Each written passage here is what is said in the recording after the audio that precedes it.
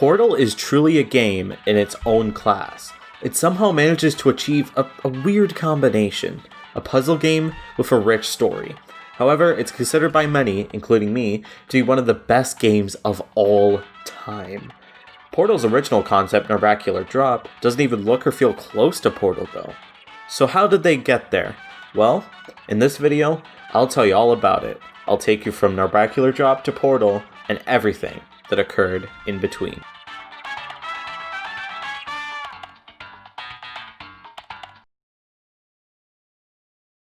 Portal is a spiritual successor of sorts to the game Narbacular Drop, released on May 1st, 2005. Narbacular Drop was a game created by students at the DigiPen Institute of Technology. The protagonist, Princess No-Knees, used 2 portals she could place on various surfaces to traverse her environment and solve puzzles. Sound familiar at all? Anyway, Valve employees saw the game during DigiPen's career day and were very intrigued. These employees then offered to have the game shown at Valve headquarters, where Gabe Newell was watching. Gabe and himself offered the entire team jobs at Valve to flesh out the game and make it into the Portal we know today. Newell later stated in an interview with the Seattle Times that he was impressed because, quote, they had actually carried the concept through, already having included the interaction between portals and physics, completing most of the work that Valve would have had to commit on their own. Even early on, it was decided that the dungeon concept of Narbacular Drop should let go and be replaced with what we know today, aperture science. And that leads us to the early days of Portal. Portal's development was very rough in some aspects. For example, only 10 people were involved throughout the entire development cycle of the game.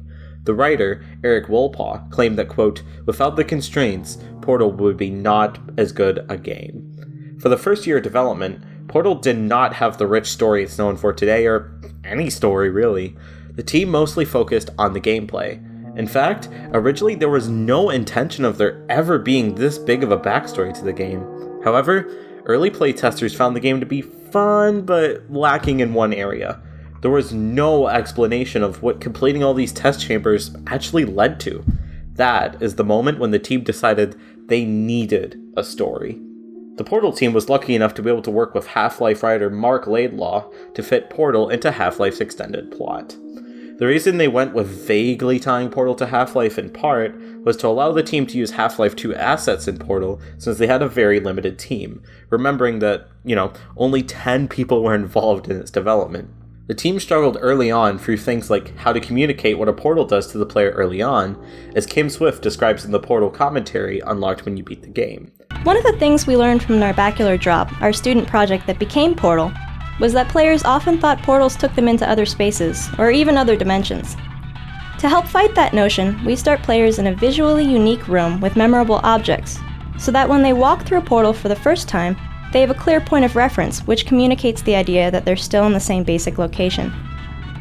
For instance, the radio, which is playing an instrumental version of Still Alive, helps as well by providing some audio continuity.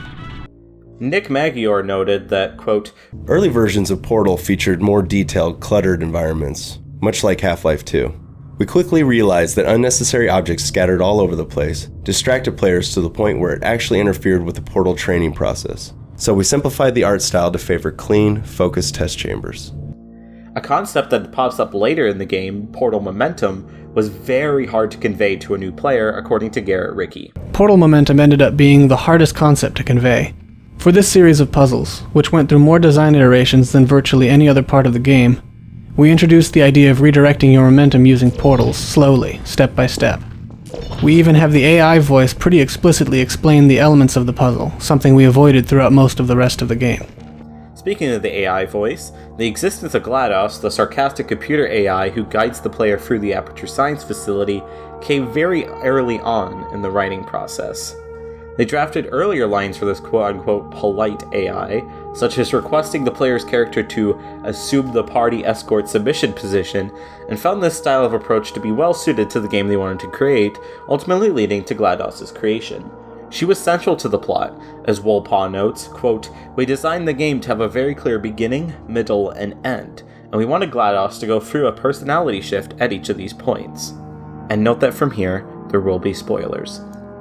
Woolpaw, as noted in Game Informer, comedically described the idea of using cake as your reward. Quote, "At the beginning of the Portal development process, we sat down as a group to decide what philosopher or school of philosophy our game would be based on. That was followed by about 15 minutes of silence." And then someone mentioned that a lot of people like cake. The reason I throw in all these quotes from the developer commentary into this part is to describe how early on in Portal's development, there were many things that were heavily debugged and experimented with, even simple things like conveying what a portal does to the player. And that leads us to a whole subsection on the creation of GLaDOS and her voice. This is a subsection because of the amount of info I have relating to the creation of GLaDOS. For example, the famous voice, Ellen McLean, came up randomly while she was voicing a totally unrelated character, the Turrets. Woolpaw said that, quote, "While we were still fishing around for the Turret voice, Ellen did a sultry version. It didn't work for the Turrets, but we liked it a lot, and so a slightly modified version of that became the model for GLaDOS' final incarnation." Creating her final voice, however, was a fairly involved process. First, Woolpaw and his team ran every line of dialogue through a text-to-speech program. When Ellen McLean was called in to record voice lines, they would play the audio file generated by the text-to-speech program and have her mimic it over the course of several takes, adjusting it slightly along the way. Ellen McLean herself has a couple notes in the developer's commentary as well, noting that she at first didn't have emotion in her voice, but then, quote, "But as the game continued, I was supposed to get more and more emotion into the computer, into GLaDOS. And she developed into a very sweet, passive-aggressive person." GLaDOS also went through various design iterations in terms of looks, not just voice. As Jeremy Bennett said in the developer's commentary, quote, "Earlier versions included a floating brain, a sprawling spidery mechanism, and an upside-down version of Botticelli's Rise of Venus built out of robot parts and wire. Eventually, we settled on a huge mechanical device with a delicate robotic figure dangling out of it, which successfully conveys both GLaDOS' raw power and her femininity." The mysterious red phone that appears in the game is actually explained by Woolpaw, who said that the story behind it is that while GLaDOS was being developed, it was somebody's job to sit by it, and if it ever looked like the AI was becoming sentient and godlike, that person would pick up the phone and call somebody to come help. Obviously, that never worked out by the time you're thrown into the story. According to project lead Kim Swift, the final battle with GLaDOS went through many iterations, including having the player chased by James Bond lasers, which was applied to the turrets, quote, "portal combat," where the player would have needed to redirect rockets while avoiding turret fire, and a chase sequence following a fleeing GLaDOS. After all these really cool sounding ideas, they found that playtesters rather enjoyed just a simple puzzle with a countdown timer near the end. Swift noted, "Time pressure makes people think something's a lot more complicated than it really is," and Woolpaw admitted, "It was really cheap to make the neurotoxin gas in order to simplify the dialogue during the battle."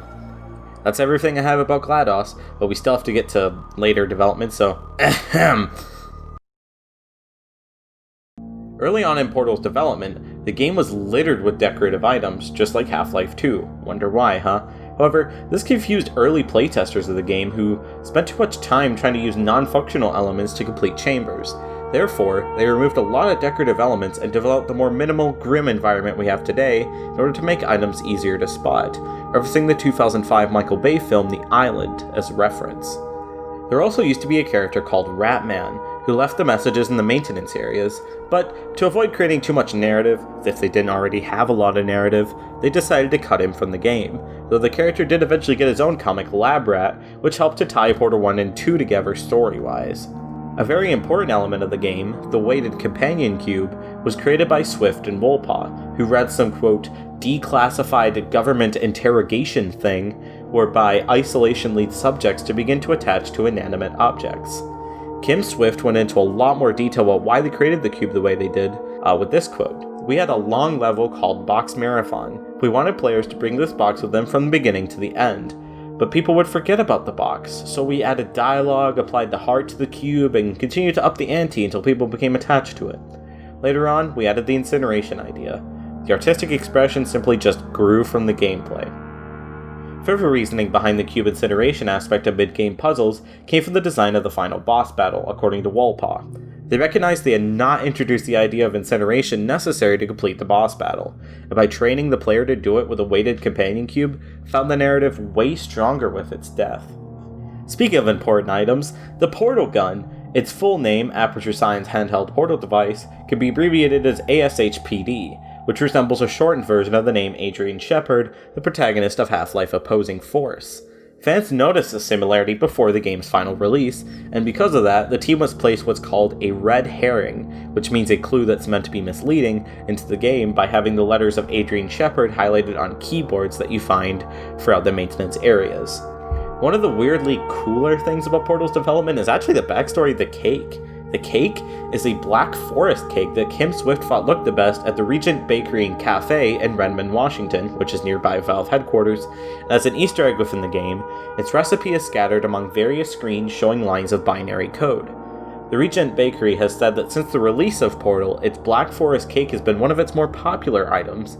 Kinda crazy to think that a business's sales were boosted so much by a vague recipe included in a video game, but that shows the true legacy of Portal in my opinion. More smaller observations from the developers that I'm just going to quickly gloss over are, the protagonist Shell is modeled after Alicia Glidewell, who was selected by Valve to specifically be a model for Portal. The jumpsuit Shell wears is just to reinforce that she's a test subject, and that originally, as stated by Bill Van Buren, rocket sentries also spoke, just like the bullet turrets. Because players often redirect the rockets with their backs to the turret, however, a distinct, uncluttered sound cue was required. The voice simply added too much noise to the rocket redirect mechanic. Let's quickly go over some cut content from Portal that was left in, as there isn't much. First of all, believe it or not, in the actual gun's view model, there's a non-animated hand without a texture. This isn't Shell's arm, by the way, as the UV mapping doesn't match between the two. This hand is obviously out of view in the game, but it does exist, so there you go. There's also a wet floor sign that says, "This is Sparta!" Because it was 2007, that's what you did. There are also various Team Fortress 2 items left in the game, such as this blue briefcase. Cool. A bizarre one is the early design for the Portal gun, as shown in this video. It looks completely different from the final game, and I found it pretty interesting. In fact, this video showing this gun also shows that Half-Life 2 vibe the game used to have, and to be honest, I'm glad they changed it. I like the new design a lot better. There's also a red portal in the game's files. This used to be what the orange portal looks like in development before they changed it. And yes, the subtitles of the game do call the orange portals red, as they didn't change the caption before release. And finally, unused ASCII art of the radio, companion cube, a light bulb, a mech arm, and a personality sphere, meant for the end credits of the game, but they went unused for some reason. After all of this truly tough work from the small team of 10 for over 2 years, with a lot cut and tweaked along the way, Portal finally made its debut on October 10th, 2007. How'd it work out? The answer is, it worked out very well. Portal received huge critical acclaim across the board. The game currently has a 90 on Metacritic, earning it the Metacritic Must Play award. A writer for GameSpot, who gave it a 9, said that, quote, "With delightfully unique gameplay and fantastically witty writing, Portal is a huge success. Gamers alike, including me, agree with the huge reverence for Portal. This game is infinitely replayable, despite the heavy focus on story, and is loved to death by pretty much every gamer I know. Even Ellen McLean, who's never played a video game, looked at the trailer and said, quote, I went to Portal's, I Googled Portal in game, and I went to the trailer, and I just loved it. I loved hearing my voice. And as I told the production team, I have never played a computer game in my life, but I want to play this one. And here is where we come to our conclusion. As I've hopefully shown clearly enough to you in this video, Portal went through a bunch of hoops, or portals, to get to where it is today, and it was totally worth the developers' time. I don't know a single person who dislikes it. Obviously they're out there, but I don't know anyone personally, and that's a true testament to its legacy. Let's hope that Valve eventually makes Portal free. Not that Valve ever makes third games, though. Thank you guys so much for watching. This was several hours of work just to research and write, let alone finally bring this to you at last. Special thanks to everyone who tuned into my streams that created this video, and if you liked how this turned out, leave a like, subscribe, and maybe join the community over at discord.therandommelon.com. Links are in the description, and thanks again.